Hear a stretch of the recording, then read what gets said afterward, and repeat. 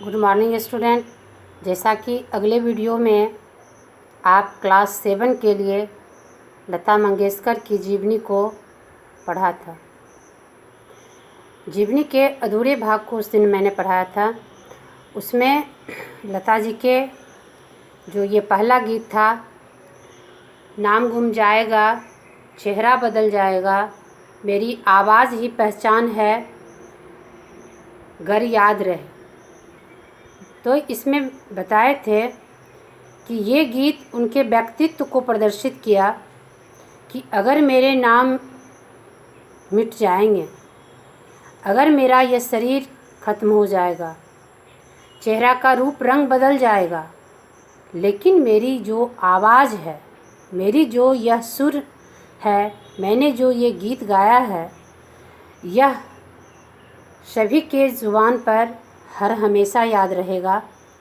मेरा यह व्यक्तित्व प्रदर्शित करता है कि मैंने जो यह अपने सुर से लोगों के मनोमस्तिष्क पर छाया है, यह अमिट रहे।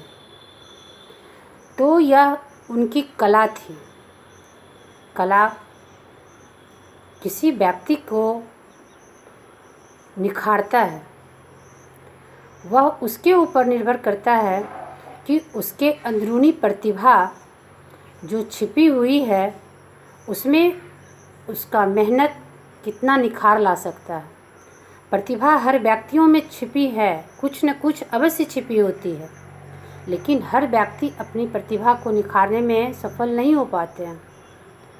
लेकिन जिन व्यक्तियों को यह समझ में होता है कि हमारे कंधे पर बहुत सारी जिम्मेदारी होती है, तो उसके हम निभाने के लिए हमें कितना प्रयत्न करना चाहिए। जैसा कि लता मंगेशकर की जीवनी में आपने पढ़ा कि 13 वर्षों के उम्र में ही उनकी घर की जवाबदेही उनके कंधे आ गई, क्योंकि उनके पिता दीनानाथ की मृत्यु हो जाती है। उसके बाद पारिवारिक बोझ को संभालना उनका दायित्व हो जाता है। कला को निखारने में कभी बाधाएं बहुत आती हैं, जैसा कि उनके साथ भी हुआ। मैं बताई थी कि कई बार उनके गीतों को काट दिया गया, लेकिन उनके गीतों को पहचान 1947 में मिली। जो फिल्म थी आपकी सेवा में, उन्हें ये गीत गाने का मौका मिला, तो उन्हें फिल्म जगत में उनकी पहचान बन गई। और 1949 में जो उन्होंने गीत गाया था, आएगा आने वाला, इसकी पहचान होते ही, ये गीत को समक्ष आते ही उनकी पहचान दिन प्रतिदिन, दिन दूनी रात चौगुनी होती गई। और यह गीत से उनको हर जगह प्रोत्साहन बहुत ज़्यादा मिला। एस.डी. बर्मन, आर.डी. बर्मन, नौशाद, मनमोहन, श्री रामचंद्र जी आदि संगीतकार ने इनको बहुत नज़दीकी से परखने लगे और उनके संगीतों को लोहा मानने लगे। देखिए व्यक्ति के व्यक्तित्व में पहचान कैसे मिलती है। लता जी के फिल्म जो थी 2 आँखें 12 हाथ, 2 बीघा ज़मीन, मदर इंडिया, मुग़ल आज़म आदि महान लोकप्रियता में उन्हें 4 चांद लगा दिया। सबसे बड़ी बात, उनकी जो फिल्म थी महल और बरसात तथा बड़ी बहन, उसका गीत जो था आजा परदेसी, इतना न मुझे प्यार बढ़ा, एहसान तेरा होगा मुझ पर, ये सारे गीतों ने ये समा इनकी पहचान फिल्मी जगत में इतना बढ़ा दिया कि वह अब उन्हें गीत गाने के लिए, काम करने के लिए दिन प्रतिदिन समय निकालना होता था और अथाह मेहनत करना पड़ता था उन्हें।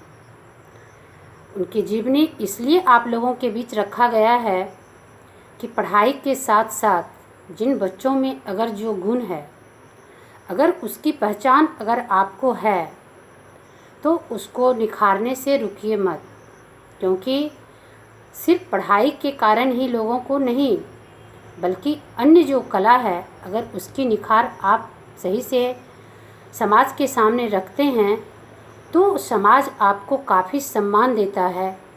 जैसा कि इस जीवनी में आप ढेर सारे सम्मान के बारे में सुनेंगे कि लता जी को कितना सम्मान हासिल हुआ है, उनका गीत कितना मर्म स्पर्शी है। एक बार की बात है कि जब जवाहरलाल नेहरू ने भारत और चीन युद्ध जो हुआ था 1962 में, तो उस में सैनिकों को श्रद्धांजलि देने के लिए जवाहरलाल नेहरू ने एक आयोजन रखा था और उसमें लता जी ने ये गीत गाई थी, ए मेरे वतन के लोगों। जो गीत की आज अगर देशभक्ति गीतों की बात चलती है तो हर लोगों के जवाब पर सबसे पहले यही गीत शायद रहता है। यह गीत सुनकर पंडित जवाहरलाल नेहरू के आंखों से आंसू टपक पड़े। यह इतना मर्म स्पर्शी गीत था, मर्म स्पर्शी स्वर था कि उनकी पहचान संगीत की दुनिया से राजनीति की दुनिया में भी प्रवेश कर गई। जब कभी भी वैसा आयोजन होता था, लता जी को वहाँ बखूबी अपने धुन को प्रस्तुत करने के लिए काफ़ी मान और सम्मान से उन्हें आमंत्रित किया जाता था।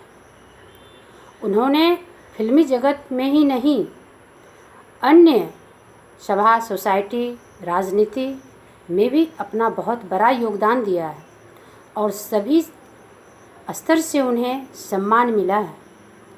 फिल्म फेयर पुरस्कार उन्हें मिला, राष्ट्रीय पुरस्कार उन्हें मिला, महाराष्ट्र सरकार से उन्हें पुरस्कार मिला, लाइफ टाइम अचीवमेंट पुरस्कार तथा दादा साहब फाल्के पुरस्कार, जो फिल्मी जगत का सर्वोच्च पुरस्कार माना जाता है, लता जी को दिया गया। पद्म भूषण तथा पद्म विभूषण तथा भारत रत्न, यहाँ तक कि सूर्य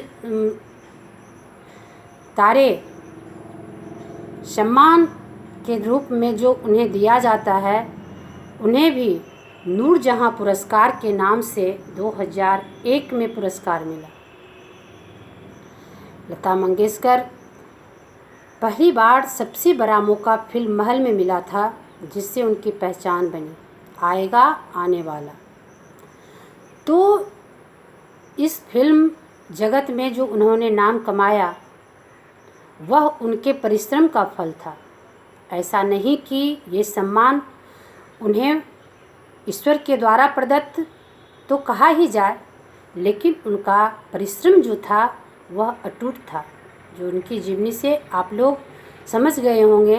पहले बार ही बताया गया उनके मार्ग में अनेक कठिनाइयाँ आती गई। तो बच्चों, आज इस जीवनी को सुनकर आप अपने अंदर कुछ ऐसी भावना जगाएं ताकि आप पढ़ाई के साथ साथ अपनी कला को प्रदर्शित करने से ना हिचकें। बाधाएं आती है, आएगी, लेकिन आप अपने मेहनत को करने से ना रुकें। कहानी और कविता जो लिखी जाती है क्लास में, इसलिए कि बच्चे को प्रोत्साहन मिले, बच्चे इससे कुछ सीखें। पढ़ाई की बात तो हमेशा आप सीखते हैं, समझते हैं, लेकिन आज जो ये जीवनी मिला, आपको लगा होगा कि वास्तव में लता मंगेशकर कितनी धन्य हैं, जिन्हें इतने बड़े बड़े पुरस्कार से सम्मानित किया गया।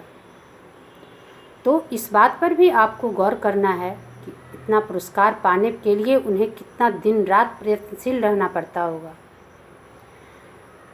इस फिल्म जगत में आने के लिए उन्होंने कितना मेहनत किया होगा। दिन रात के प्रयत्न का फल उन्हें आज इतना सम्मान दिलाया। आपसे हमारी उम्मीद है कि आप भी पढ़ाई के साथ साथ आप में जो गुण है उसे निखारने का प्रयास करें। तो आज इस वीडियो का पूर्ण भाग आप अच्छी तरह से देखकर उसके बाद अगले क्लास में आप प्रश्नोत्तर पर आएंगे और इनके द्वारा आपको यह सीख दी गई है कि आप प्रयत्न करने से कभी न चूकें।